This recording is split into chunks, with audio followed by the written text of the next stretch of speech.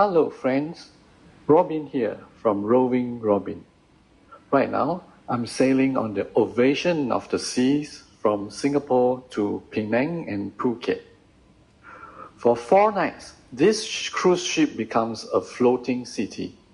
Thousands of people, different nationalities, different habits. And if you watch carefully, human behavior becomes very interesting. Buffet observation. The buffet is where human nature goes on full display. Forget the pool, forget the shows. This is the real entertainment. Buffet opens, and suddenly we are no longer guests, we are competitors. First category, the commandos. No eye contact, no hesitation. Plate, plate, plate. If plates can scream, they would. This one not eating. This one is stockpiling for winter. Next, the strategist. One full round, no plate, just walking, observing, like they're buying property. This section, not worth investing. By the time they come back, they don't eat. They execute a takeover. Then the optimist. Day 1, I'll eat light, healthy choices, maybe just fruit. Day 3, same person, 3 desserts, 2 mains, ice cream, and saying, this one small portion. Small? That plate got more layers than a wedding cake. And then you notice something. People don't queue anymore. They hoover. Watching trays like stock prices. Waiting for fresh prawns like it's market crash. When new food comes out, suddenly everyone becomes very religious. Thank you, chef. And the best illusion on any cruise ship, I'll just take a little. Nobody has ever taken a little. That sentence is a lie we tell ourselves. Because on a cruise, calories don't exist. Shame doesn't exist. Only one thing exists. Since I'm already here, take already lah. By day 3, you're not eating because you are hungry. You're eating because it's there. And that's when you realize this is not a buffet. This is a test of character. And most of us have already failed. Honestly, the buffet, the passengers, the chaos, it's the floating city's greatest show. And I just get to sit, sip coffee, and watch drama unfold. Now let's look at cruise human safari, passengers type.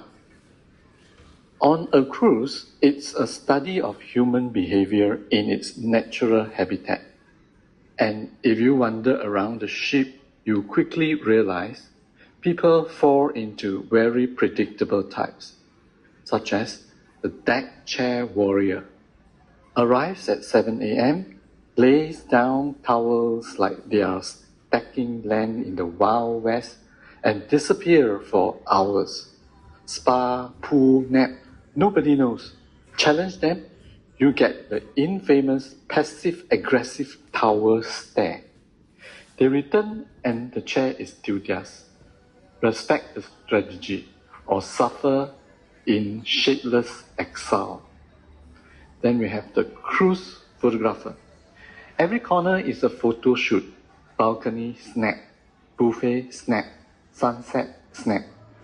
They block your view while posing like a runway model, making everyone else part of their masterpiece. By the end of the cruise, they could launch a full National Geographic series. Next is the casino professional. By day, calm and collected. By night, laser focused. Eyes locked. Strategy mode engaged. Slots, tables, dice, They play like life depends on it. Don't try to chat. Your interruption is considered psychological warfare. Next, we have the social butterfly. By 24 hours in, they have made 5 new friends, joined secret handshake routines, and somehow recruited you into a conversation you didn't even know existed. Laughter trailing behind them like a parade. You either admire them or take notes for your survival strategy. Next, we have the activity champion. Dance class, bingo, shuffleboard, trivia, they are there. Every activity, non-stop. Their energy is inspiring and exhausting if you are just trying to nap. Last but not least, we have the quiet observer. And then there's me, coffee in hand, silently watching all the chaos unfold. Deck chair warriors, photographers, casino sharks, social butterflies, activity champagnes. It's like National Geographic meets The Office. Next, let's look at behavior by culture. On a cruise, culture shows up everywhere, like sunbathing. Western passengers lie under the sun for hours like solar panels. Book in hand, sunglasses on.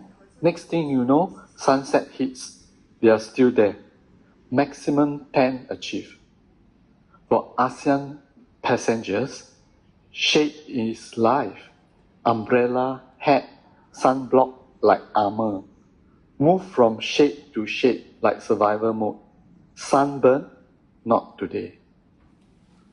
Different styles, different strategies, but same goal. Maximum enjoyment, minimum regret, and maybe a full Instagram feed.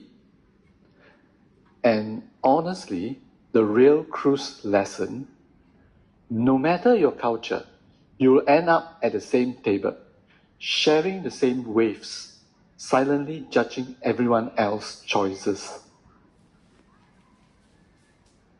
Next, let's look at casino. You might think cruise ships are only fun during the day, but the real show happens at night. Especially in the casino, it's basically a whole other battlefield. Some people are just there to play for fun, casually hitting the slots, sipping a cocktail, enjoying the sea breeze. Win or lose a few dollars, no big deal. Then you spot the others, the highly focused strategists. Eyes locked on the chips, movements precise, calculating every move like it's a chess match. The tiniest distraction doesn't exist. Not even a coin dropping on the next table will pull their focus. Next segment, let's look at secret behaviors. And of course, there's the tiny secret behaviors everyone does. These little quirks are what make cruise life so fascinating. The elevator button maniac presses buttons until their fingers ache, just to make sure they never have to wait. The morning sea ritualist open the window to check the ocean every morning, even though the view hasn't changed since yesterday. But the ritual must be maintained. And then we have the last day health flag. Tomorrow I start eating healthy. Everyone knows this flag is ceremony at best. These little secrets are hilarious and strangely relatable. They show that even on a luxury cruise, every passenger has tiny habits, secret strategies, and little white lies. Next item, let's look at Auntie's phenomenon. But speaking of this whole sense of occasion, I started noticing another even more fascinating phenomenon, and that is aunties entering the scene. Doesn't matter if it is a disco, a live band, or someone gently singing a love song. The moment the music starts, before you even process what's happening, they have already moved in as a group. And not just casually walking in. It's that kind of coordinated, disciplined, full energy advance. Like a synchronized takeover. You still standing there thinking, should I go in and dance? They are already inside, setting up branches. And the music could be English oldies, slow romantic songs, even emotional ballets. But their dance move completely cross-cultural freestyle. A bit of traditional here, a bit of line dancing there, and somewhere in between, original choreography.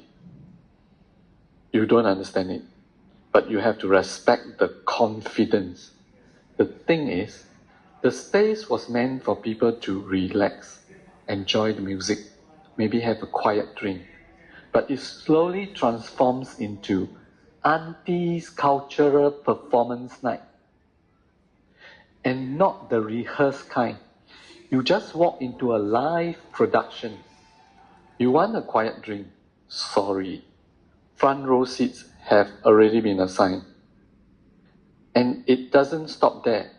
The same group, during the day, when you're walking along the corridors, the public walkways, you suddenly hear something in the distance, not music, volume, the kind of conversation that is no longer a conversation, it's a broadcast. Someone speaks at point A, and people at point B can receive it clearly. No Wi-Fi required. I stood there thinking, wow, this isn't a conversation. This is a public announcement system. The entire corridor just becomes their chat room. And when you walk past, they are not passing through. You are being immersed in surround sound. Of course, I get it. People are on holiday. They want to enjoy themselves. It's just that sometimes that enjoyment doesn't have to expand to the entire deck or half the ship. But then again, if they weren't there, this trip might have been a little less entertaining. It's just that this show feels a bit too immersive. Then the next one is about respect. The final night, the grand finale dinner. You know, the one they have been hyping up like it's the Met Gala of the ocean. Please dress elegantly, they said. Simple instruction, right? Apparently not. Because when I walked into the restaurant, I realized this wasn't one event. This was 3 parallel universes. On one side, wow, serious respect. The Filipinos, African guests, many Europeans, all dressed like they understood the assignment. Suits, dresses, proper shoes, hair done. These people didn't come for dinner. They come for closure. Like emotionally ready to end the cruise with dignity. And then we have the other side. Slippers, shorts, t-shirts that look like they survived all 4 nights and lost. Some outfits, not even casual chic. More like, I come down to refill my water bottle and got captured by the waiter. I'm looking around thinking, wow, this one not dress code. This one dress suggestion, optional. If you feel like it, no pressure, we won't cry. And the best part, right when the chef come out, the staff starts singing, dancing, giving you full Broadway energy. You have got one table looking like a black tie gala and another table looking like they are waiting for their Grab food order. The contrast is so strong. I feel like I accidentally switched between Netflix shows.